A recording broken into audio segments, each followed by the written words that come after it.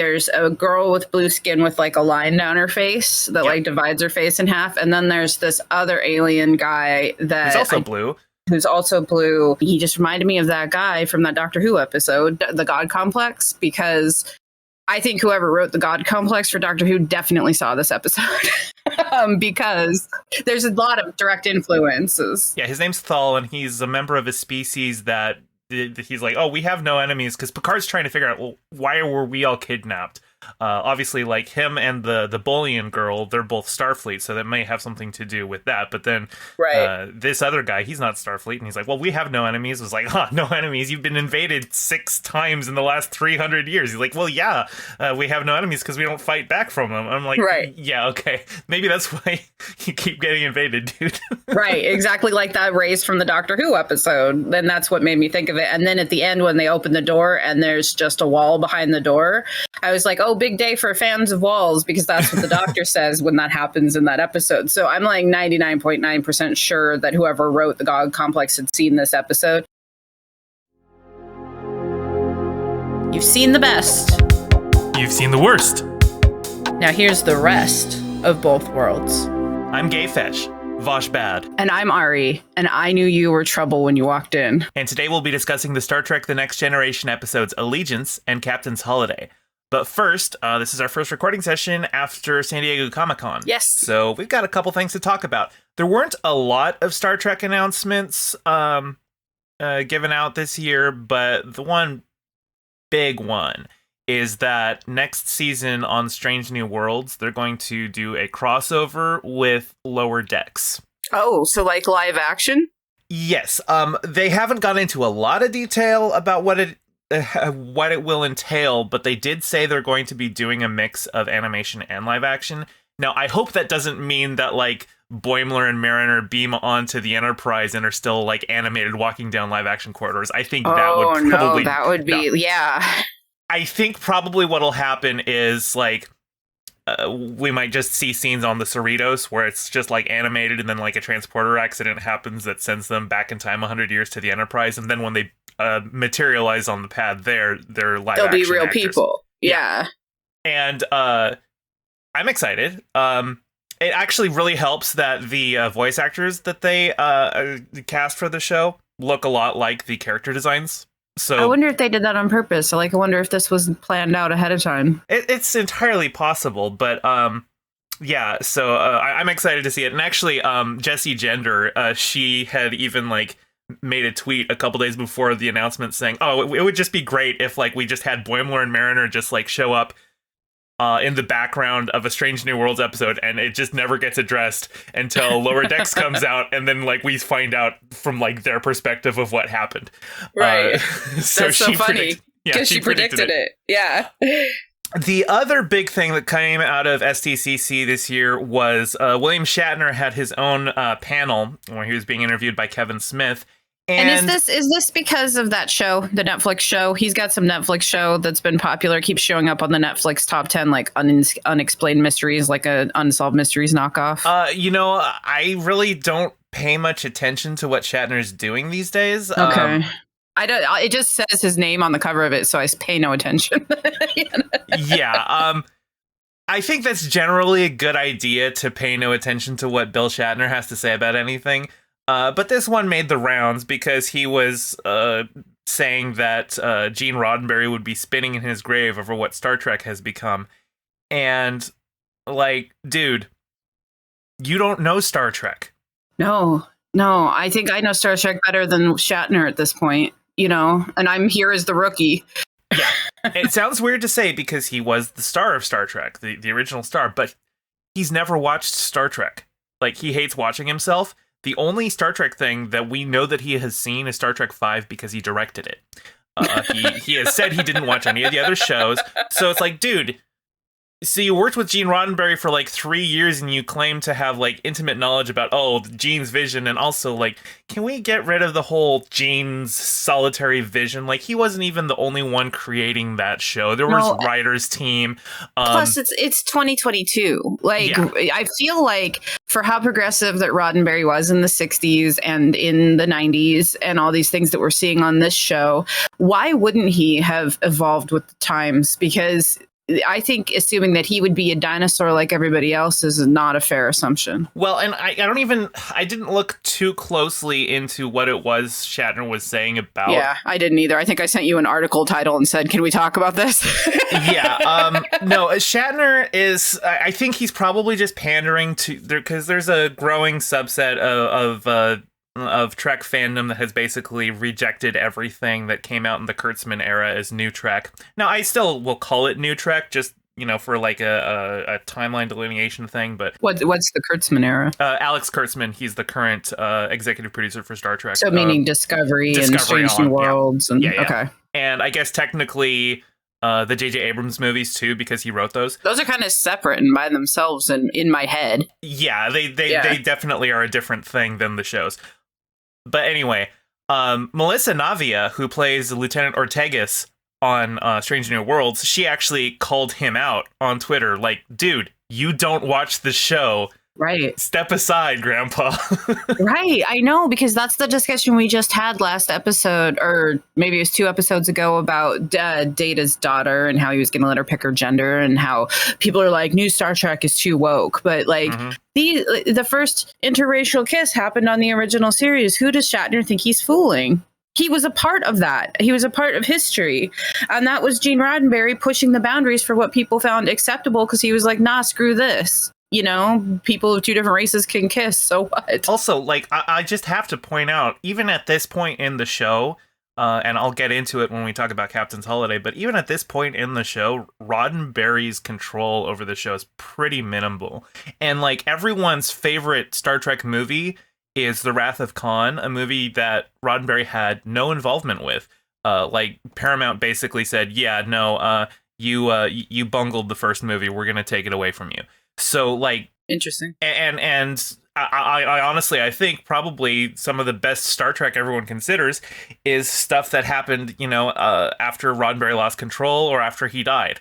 And even though, like, just 90s Trek, I think that's kind of what everyone's gold standard for what Star Trek is. Yeah. Which at that point, Gene's basically on the outs. So why are we giving him credit for other people's work? Well, it's the same reason that everybody wants to say, if the founding fathers were here, yeah, first they'd have a heart attack over cars and maybe airplanes, and then banks. Like, I mean, I don't know, like banking cards, like ATMs. Like, there's all sorts of things. Not to mention, like, automatic rifles. Yeah, I know. Like, because that's the argument. Oh, the founding fathers. Like, yeah, well, they'd get done going into the psych ward because they didn't understand a thing that was going around. And then we could potentially ask them what they think of automatic weapons, But, yeah, I don't know. It's that you can't keep saying, well, Gene Roddenberry this, Gene Roddenberry that. He created a thing, but, something I used to be an editor, like, of like novels. And one of the things I always told the writers is that your book isn't complete until someone reads it. You can spend years of your life writing a book and making it perfect and spending all of this time crafting it into the perfect book that you want it to be. But if the readers read it and experience something different, that's actually part of your book too, and that experience completes your writing. And so without the viewers, without the actors, without the producers, without all these things that aren't Gene Roddenberry, Star Trek wouldn't have been what it was anyway. Yeah. But I don't know, Gene, I'm just over Shatner. I think we've mentioned this before, but we have a mutual friend that's been blocked by William Shatner because he tried to like clarify something that he posted that was incorrect or something, and Shatner couldn't take it, so he just blocked him. And that's really funny to me. Shatner, I've heard he's pretty notorious for blocking people on Twitter, so. But yeah, he can suck it. I don't care about Shatner, but I do care that he's out there running his mouth because people see him as the face of Star Trek. Yeah, he hasn't been involved in forever. It's just other than he'll do like occasionally. I think he did a documentary called The Captains, where he interviewed all of the different Star I do remember that actors, which it was weird because like he was directing and he was conducting the interviews, but you would think you would want to make it about the people you're interviewing, but he most made of the it about himself. Him. No, he's got an ego. I bet he does. Yeah. So before we move on to today's episodes, let's talk about the Patreon. That's right. Head on over to patreon.com/rest of both worlds if you're feeling so generous. For any amount, you will get access to these episodes up to 5 days early. You'll also get access to a spot on our Discord where you can submit ideas for these small talks. And for the $10 tier, we will read your name out at the end of each episode. And nobody's taken that one yet. You could be the first. You can be the first. Oh, and by the way, before we get into talking about the episodes, you might notice Ari's audio sounds a little weird. It's because we live in, Washington State, where right now we are having Satan's butthole pass over us, apparently. Seriously. So her AC's on in the background, and I'm going to try and clean it up. I have no idea how it's going to sound. So there's no way that we would get through this recording if I didn't have it on. I'm a real big baby when it comes to the heat. So... All right, so today we're going to talk about Allegiance, which is the 18th episode of the third season. It first aired on the 26th of March, 1990. It was written by Richard Manning and Hans Beimler and directed by Winrich Kolbe, which are like three very heavy hitters. We've seen all those names a bunch. Yeah. This is an interesting episode because it's one of a couple times where we see like the crew consider mutiny. Yeah. And like every time that they consider mutiny, like they're correct in doing it, but it's always over like trivial differences in Picard's behavior. I know, that was the part that was so interesting to me because they were like, well, not yet, not yet, not yet. And I was like, okay, but like so far he's just like being weird. Like there's nothing he's done that's like wrong. But then when they get to the nebula or whatever it was, the supernova that they were going to, he starts like basically piloting the ship into the star or whatever. And they're like, okay, fine. We're going to have to make him stop. This is actually, interestingly, it's kind of an alien abduction episode. It is. Yeah. Because Picard just he gets stolen from his bedroom. By the monolith from 2001. Yeah, there you go. I was waiting for you to do it. And so, but they don't know he's been kidnapped because they've left a doppelganger who acts mostly like Picard, but he's starting to like, I don't know, just kind of have interest in more like trivialities. Doesn't really seem to be taking the job itself that seriously. Like when they try and break into his room because they sensed like, the kidnapping, they open the door and there he's standing with the book in the hand and a brandy snifter, just like, oh, hey guys, what's up? Just me being casual. Yeah, this is just, I mean, now to be honest, that's what Picard was doing when the episode started before he was abducted. And it's funny because like the captain's log overlay is something like, well, we've gotten rid of the plague on blah, blah, blah. And I was like, yes, I always celebrate the end of a plague with a good brandy and a Dixon Hill novel. But I mean, I thought I loved this episode. I'm just going to say that from the beginning. I thought it was great. I have a bunch of things I loved about this episode. So while the crew is dealing with Faux Card, as I wrote in my notes, I think you called him Faux Luke Picard. Yeah, I think Faux Luke Picard. Yeah, because I was trying to find a what's that show? You know what show I'm talking about with Faux Livia. Oh, Fringe. Yeah. Yes. So I was trying to find a fringe-ish name for fake Picard. Anyway, while they're dealing with his idiosyncratic behaviors, the actual Picard is in a room with just a couple of other aliens that there's like a central console that delivers edible jelly hockey pucks. Right. And that's a good description. and a locked door that shoots a laser beam at you if you try to tamper with it. And there's two aliens that aren't Jean-Luc. There's a girl with blue skin with like a line down her face that like divides her face in half. And then there's this other alien guy that who's also blue. But I can't remember his name or anything. He just reminded me of that guy from that Doctor Who episode because the God Complex, because I think whoever wrote the God Complex for Doctor Who definitely saw this episode because there's a lot of direct influences. Yeah, his name's Thal, and he's a member of a species that he's like, oh, we have no enemies, because Picard's trying to figure out, well, why were we all kidnapped?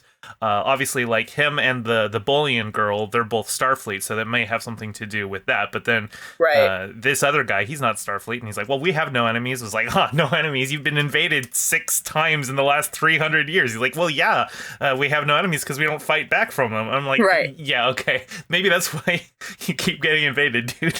Right, exactly like that race from the Doctor Who episode. Then that's what made me think of it. And then at the end, when they open the door and there's just a wall behind the door, I was like, oh, oh, big day for fans of Walls, because that's what the doctor says when that happens in that episode. So I'm like 99.9% sure that whoever wrote the God Complex had seen this episode. I tried Googling it. Some Reddit people had brought up the similarities, and most people were like, oh, no, it's not similar enough. But I couldn't find if the author had or the writer had actually seen this episode. But I'm assuming most Doctor Who writers have probably seen Star Trek. And I've only seen God Complex once, but I remember really liking that episode. And I would go back and watch it all the time, like as a standalone. I love it. It's such a good episode. I think that was the same season with A Town Called Mercy, right? I think so, yeah. Or A Town Called Mercy comes right after that, one or the other. It's here before or after. Because I remember distinctly watching A Town Called Mercy and going, oh, this is like a Star Trek episode. And, yeah, it is. It sure is.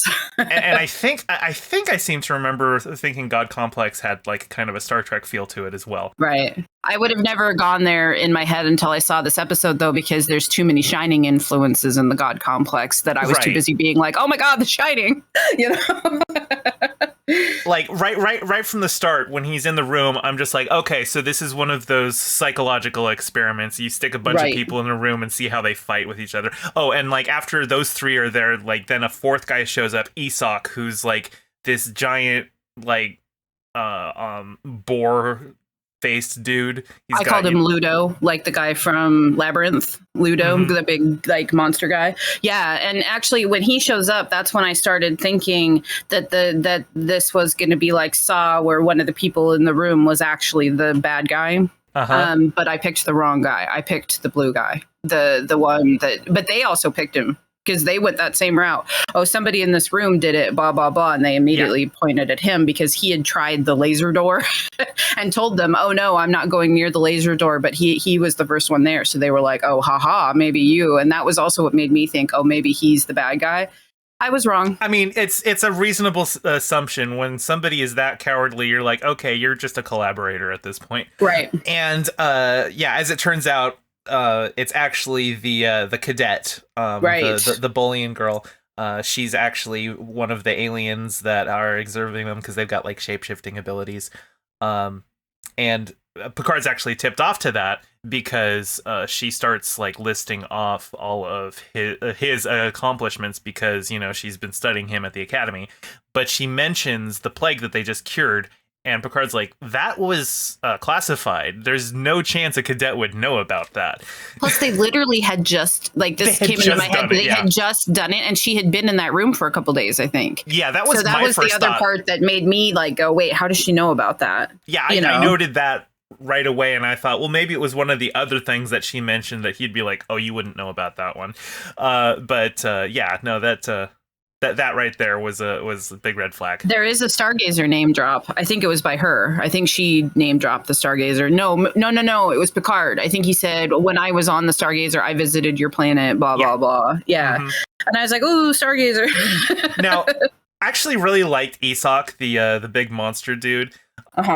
He's kind of he's kind of stereotyped. Like, of course, the anarchistic violent species is gonna look like a pig demon, but I appreciated his honesty, and I agreed with his dislike for Thal. I disliked Thal. I don't like anyone who's that much of a coward who just like, oh yeah, no, anyone can invade us. Like, no, dude, stand up for yourself. Have a little bit of a spine. But Thal tries the hockey puck, and it's poisonous to him. He claims it's poison. I was so irritated with that because my kids would also be like, no, that's poison. Yeah, get in there and eat your hockey puck, friend. Like, he says it's poison. That wasn't enough for me. Like, I did not. If I had been in the room, I would have been like, yeah, prove it. Like, I don't know. To me, I was like, nah, buddy, screw you. Here's why I believed him. That dude is big, so he's probably got quite an appetite, and I don't think he would go straight to murder. I think if he had any opportunity for food, he'd be like, it's not the greatest, but I just wanted him to, like, shove the whole thing in his mouth. I know. There was a moment though where basically I thought we were going to have that old Bugs Bunny trope where he was going to look around and all the people were going to be pieces of meat. He just does it to Thal, which, like, if you're going to eat somebody in that room, eat Thal. He's not going to fight back. Plus, Picard has no meat on him. There's nothing to eat there. Yeah. That guy's skinny as heck. So how come Deanna can't read faux Picard? So they mentioned that they were actually it was not fully clear when they said that they did the doppelganger, because they actually made doppelgangers of everybody that they brought in, and it wasn't fully clear whether it was actually an alien posing as them, but they said that they got a complete map of their brain and duplicated it exactly. Of course, it's not exact because they start having little idiosyncratic. What's the word? Idiosyncratic responses? Yeah, no. Something like that. Idiosyncratic? Okay. Well, we both can't say that word, apparently. Anyway, little things are off. And I think it's probably... Well, and also because they are a telepathic species themselves, they might have just been able to block out Deanna's ability to sense more than what they wanted. Yeah, I think the only tell that Deanna gave us was she said something like, he's more detached from his emotions than he normally is. That's what it was. Yeah. Okay, so she did say something. So that was the only thing she said, but I was like, I don't know. I feel like she should be able to tell it's not him easier, but it's whatever. Deanna's powers work the way they need to for the script is what I've just decided, That's generally how powers work for anybody writing anything. That's true. Yeah. like how much can Superman lift? I don't know, however much the writer needs he needs to do. Yeah. So one of my favorite moments, though, as much as we hate the blue guy, I can't think of his name. You just said it. Paul, as much as we hate him, I did laugh out loud when they're like, you're not helping try to get this door open. He's like, I told you, Emma, first that I got hit by a beam and I'm not going to come over there. And then they get hit by it. And he literally says, I warned you. And I was like, you're not doing a very good job of trying not to look like the bad guy right now. One of the lines from Isak that made me immediately like him, though, is that when they're all introducing themselves and Thal gives his name, Isak says, your names all mean surrender. I know, that was funny. Because Isak means warrior or whatever. Yeah. So they gave us another Band Candy episode that pissed me off, where Jean-Luc and Beverly have a moment, but it's not really Jean-Luc and Beverly. Mm-hmm. And I was like, come on. I don't know. It's Beverly wasn't replaced. She was still herself. She could tell he was acting really weird. And I don't know. I was like, I don't understand why we can't have a normal Beverly and Jean-Luc interaction.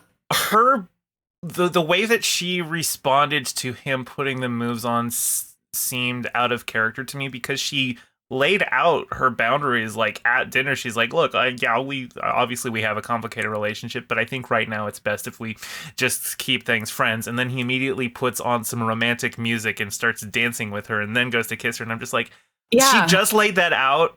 She doesn't seem like the pushover type. Yeah. No, I followed that too. I wondered if they had some sort of telepathic control over the crew. I don't think so. Otherwise they wouldn't have mutinied. That's true. One of the things that was one of the things that was out of character for Jean-Luc. He invited Beverly to his quarters for a sexy meal. The other things were that he went to the poker game, which when he walked in the room, I was like, does he go to the poker games? No, that was the first thing in my head. And then the other one was he's in 10 forward, and I have a couple problems with this scene, but he's in 10 forward and he buys around for everyone, which is weird when they don't have money and they can pick out whatever drink they want. And then I thought that was funny too. I know, I was like, that one for me would make me, if I was Riker or whatever, go, what is he doing? Doesn't he know money doesn't exist? Yeah, my note says, ales for everyone. They're free. Why do people act like he bought them around? I know. Yeah, thanks, Captain. You can, now that you finished that ale the Captain ordered for you, go ahead and order some more. But that's the moment too where Riker realizes, no, that's not Jean-Luc, because Picard would never be that familiar with his crew. He like gets everyone a beer and then like sings a sea shanty. Yeah, leads them all in a drinking song, and I'm just like, What was weird to me about that one is how everyone else knows the words and starts singing along too, and I'm just like, this song sounds just really outdated even for the time of the episode that came out. Like, I understand that Starfleet is kind of a naval tradition, and like, so you might have stuff like that, but this feels like it was written by somebody who was in the Navy 30 years ago at that point. Right. Now, so the thing that I did note about that, though, is while it was really out of character for Jean-Luc to sing with his crew, I don't think that alien species made up that song. I think they took it from Jean-Luc's memory, which means he did have that experience. Yeah. And I meant to point that out is that yes, Jean-Luc did sing songs with his drinking buddies when he was in Starfleet Academy or whatever, because they pulled that out of his memories. They just didn't know Jean-Luc well enough to know he wouldn't be singing with his crew now. Yeah. And I thought that was an interesting touch, especially at the end when Riker's like, well, we didn't know you had such a good singing voice. So this is at the point in my notes where it says WTF is the aliens' plan here, like, because I was like, what is the point? Like, I don't see what they're doing. Like, they've put faux Picard in the ship and they've locked these four in a room, and I could not figure out what they were trying to do. I was like, I don't understand what the game plan is here. They were just studying alien behaviors. That's what you find out at the end. There is no game plan. Like, there is no mission. Like, Jean-Luc trying to fly them into the sun or whatever was just to see how far they could push him. Oh, that I think that was just probably Picard's doppelganger breaking down, and it didn't seem like that part of it was like well thought out. Like, obviously having him endanger the crew is a good excuse for Riker to mutiny, but why would he do that? I thought it was part of the aliens test. Yeah. I thought it was like, well, we're going to do something random that might kill the whole crew. Let's see how long it takes them to mutiny. But that makes no sense, because the reason they put those doppelgangers there is so that people wouldn't notice they were gone. So why would they act? Yeah, it sounds like their plans weren't as well thought out as they had hoped. And once Picard has figured out the thing, they're like, okay, well, now that you know about the experiment, the results are tainted, so we're just going to go ahead and send everyone back. But as soon as they send, Picard back, he is able to, motion the bridge crew to set up a force field around the two aliens without even saying a word. Yeah, with his eyes. We do that. In my office, I have 4 counselors and a registrar, and then my desk is out in the main part of the office when you come into our office, because I'm the secretary. Yeah. And there's times my counselors are behind doors, but they have glass windows because it's a school, right? And I can make eye contact with my counselors all the time. We've worked together for a year now, and we know what the person wants. Like, I can give them a, hey, do you need help, eyeballs? And they can give me the no without ever any words, So I thought that was so cute, because it is what humans do. We can communicate without words. Just not the way that they wanted us to be able to communicate without words. But I do love, because these aliens were like, well, we can't conceive of why you would be bothered by being held captive. You weren't injured. And it's like, being held captive is injury. And once they do it to them, they're like, no, get us out of here. We don't like it. It's like, yeah, dude, nobody likes being held captive. Don't be like that. Yeah. So I was watching this documentary last night. It reminds me of this. It was about Hunter Moore, who was like the revenge porn king guy. Like, he started revenge porn. But at the end of the documentary, it says, at first, Hunter Moore agreed to be in our documentary, and then he changed his mind. We used his image anyway. And I was dying. And it reminded me of that. Yeah. I was thinking of that episode when it happened. Yeah. I was like, oh, that's funny. Now, I will ask, do prisons exist in the Federation? Because I have a problem against prisons. Me too. And this quote makes it sound like Jean-Luc has a problem with prisons. Mm-hmm. So in Star Trek Voyager, in the pilot episode, when we first meet Tom Paris, he is at a penal colony in New Zealand. So now it's not like confined cells or anything. He's like doing work for them, and he's able to go outside just with no, there's like no obvious walls or guards or anything like that. So it seems like it's a very like the whole planet is the prison. You can't go home to your home planet like that. Well, that's Star Trek. Not like that because it's New Zealand. It's on Earth. It's it's New Zealand. Oh yeah, you said that. I just didn't track. I think it's just more of like the Scandinavian prison model or something like that, where like their prison is like a single person apartment, like a one bedroom apartment, and they're able to go. Yeah, it seems like France has really good prisons too. I was watching a France like true crime show, and their prisons are really nice. So I thought that the point that Picard really gave himself away was arguing with Will about stepping down. That was the moment for me that I said, Picard would not argue like this. Like, I'm the captain, you're not. That was basically his argument. Yeah, if actual Picard was there and Will was like, dude, I'm concerned about your behavior and I might be filing a report about it, Picard would be like, shit, what did I do? He would take it more seriously. Yeah, he'd be like, oh, well, what did I do? What, to make number one? That's what we call him, right? Yeah. To make number one, like, question me, like Picard he would be concerned. Oh yeah, I trust Riker enough that if he's concerned, I'm doing the concerning behavior. know. So that was for me the part where I was like, okay, well, I mean, like the singing and the you have to follow my orders and I'll tell you later stuff that Picard was doing the whole episode. I was like, all of that's kind of acceptable, but when Will comes to him and says, we might have to mutiny, and his response is, if you mutiny, you'll hurt my feelers. I was like, okay, that's not Picard, Yeah. All right, so next we're going to talk about Captain's Holiday, which was the 19th episode of the 3rd season. It aired on the 2nd of April, 1990. It was written by Ira Stephen Bear and directed by Chip Chalmers. Arc 1 of 3 of Vosh, it says. Yeah, she comes back. Or as I like to call her, Marion. It was kind of a Indiana Jones style episode, especially once they actually go out and they're just literally wearing Indy's outfits. I know. And like, there was a point where she's like, well, I'm an archaeologist. And I'm like, of course you are. Like, I didn't hate the actress. I like her. She's very sassy. She seemed like she was like a caliber above some of the regular actors on the show. I don't know how to explain it. Like, she should be in a movie and they're on TV. Does that make sense? The level of acting was a little bit higher, and I don't know that she knew how to act for TV. Does that make sense? I don't know. I'm trying to explain it, but I don't think I'm doing a good job. But I thought her, like, because it felt like we were watching a movie when it was on her. Like, it was more cinematic. Her acting was more cinematic, whereas Jean-Luc and the rest of them were still just acting like we were on TV. But I don't know how to explain it better than that. Anyway, the plot. Picard needs a vacation and he won't take one, and so the entire crew conspires to send him on one. Like there's even a point where Picard just tells Riker, is there anybody on the ship who does not know about this little scheme? And Riker's like, I think there's like 2 ensigns on deck 39 who know nothing about it. But literally my favorite part was Deanna walks onto the bridge and she's like, hey, Bill, did I mention... She didn't say Bill, but I'm going to say it anyway. Did I mention that my mom is coming? And that's when Picard's just like, God damn it. Okay, fine. But everybody's in on this. I love when Riker is selling him on Ryza, like he, gives him the elevator pitch, literally an elevator pitch. Literally.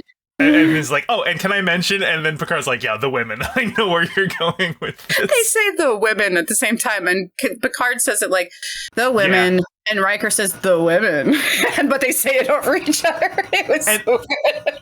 And then later, when Picard's packing for the trip, and Riker's like, have I mentioned the women? And then Deanna's standing next to him and goes, yeah, a little too much, dude. Too often, Commander. Too often. Like, she's like, okay, buddy, we've heard all about the women on Ryza, Yeah, she's like, look, I get it. You like to sleep around. I do, too. You don't need to talk about it this much. I know. So Quark is not here, nope. But it may as well be. Actually, that's funny. He's played by Max Grodenchik, who plays Quark's brother, Rom, in Deep Space Nine. Oh, interesting. Okay. Yeah, no, as soon as he came on, I was like, oh, is it Quark? Am I ever getting Quark in Next Generation or not? We'll get him in like season 6 or 7 or something like that, like one episode. But yeah, Rom does not do the weird squinty-eyed thing that Sovak does the whole episode. Yeah, I messaged you at one point and said, "Is he trying to play a weird Asian caricature?" It was bothering me really bad. It was a weird performance choice that I'm glad he doesn't repeat. But yeah, it's weird. Anyway, so he and Vosh had been like working on trying to find this, like, you know, a Maltese Falcon or whatever it is. It doesn't really matter. It's a MacGuffin. And I even wrote that in my notes somewhere. I'm like, oh, we're going after the MacGuffin. Yeah. But interestingly, it's a future MacGuffin. Like, it's like an artifact from the 27th century. And so there's even like some time travelers who show up on Ryza at the start of the episode, like looking for Picard, and he's not even like there yet. And they're like, oh, well, I guess we'll wait around. The records show that he was here. Picard is like not really enjoying himself on Ryza at first. Riker asks him to pick up a souvenir for him called a Horgon.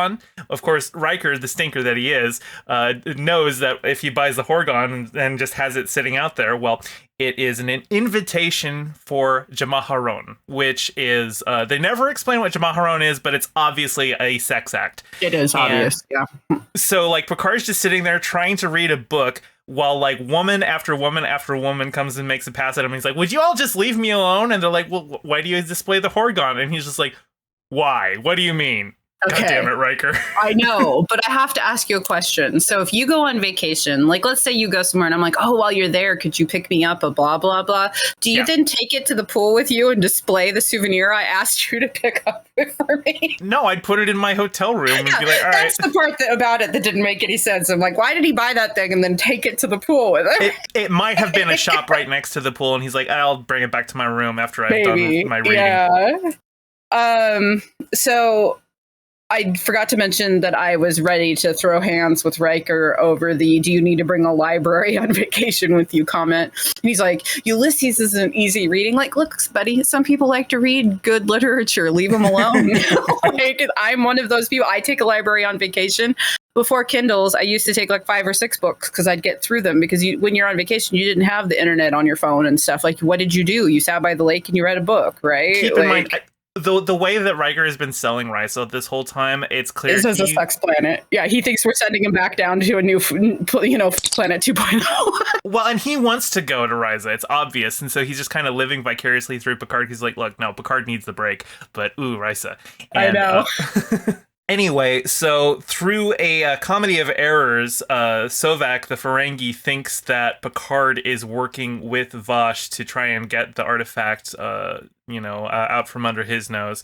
And the reason he thinks that is because, like, the first time Picard and Vosh see each other, she sees Sovak's looking for her, so she, like, immediately grabs Picard and kisses him to, like, try and hide. Does that trope ever happen in real life? Like, is that a thing that really happens? Like, I've never once in my life thought, oh no, there's a person that I don't want to see me. Random stranger, let's make out. I've seen it on TV all the time. It's a TV trope. It's not a real thing. I think the closest, like, realistic version of that I've seen was in Captain America: The Winter Soldier, when they're on the run and Nat asks Steve to kiss her. Oh, yeah, that's right. I forgot about that. Because it was like to try and get, he's like, yeah, public displays of affection make people uncomfortable. So if they do that, then the people looking for them won't like pay attention to them. They'll that's like look true, away. Yeah, that one made sense, but they know each other and they're on the run. Right. And like one time I was super, super drunk with my friend and we were wandering the streets of Seattle and there was a car coming and I said, act natural, and started making out with her. But that was just because I wanted to make out with her. So, I mean, I don't know that it actually happens, but she still to this day will be like, act natural at me. So yeah, we have a running joke now because I was drunk and was like, act natural, and we started making out.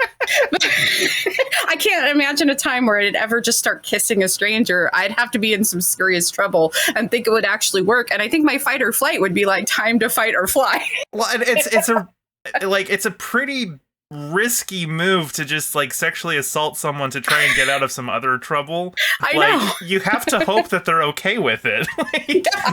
You're literally just like, I'm just going to assume that you're gonna not take offense to this. Yeah. So this was about the point in the episode where I wrote in my notes with a big star next to it, theory, this is all part of his vacation, like the game or Total Recall. And that would have been such a better episode. Oh yeah, no. If it turned out like the whole thing was like Vosh was like an old friend of Riker's or something. That's what I thought they were doing. They were giving him a vacation he could enjoy, but no, it just turned out it was like coincidence, which made it like not as interesting. You know, I don't know. The whole time I was like, maybe they set this I love for him. Maybe Vosh is like a hired actress or something. I don't know. I had all these theories, and then it ended up it ended up being like, oh, okay, it's just normal.